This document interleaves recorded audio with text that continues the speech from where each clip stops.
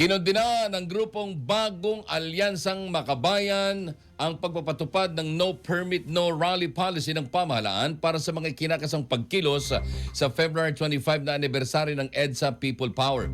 Ayon sa grupong bayan, 40 taon matapos mapatalsik ang diktadoryang Marcos ay tila patuloy na umiiral ang mga pulisiya noon ni Marcos Sr. Iginit ng bayan na dapat respetuhin ang karapatan ng mamamayan na makapagsagawa ng payapang pagtitipon at protesta. At kabilang sa dapat irespeto ang kanilang karapatan na ihayag ang mga sentimiento, hinaing at demand sa gobyerno. Ayon sa bayan, labag sa saligang batas ang pag-censor ng mga otoridad sa slogans at pagbabawal na sila ay manawagan ng pagbibitiw ni Pangulong Ferdinand Marcos Jr. Tiniyak naman ng grupo na hindi nila papayagan ang anumang pagtatangka ng gobyerno na harangin ang mga slogans, banners at placards na kanilang bibitbitin at iwawagayway sa EDSA. Abante Pilipinas.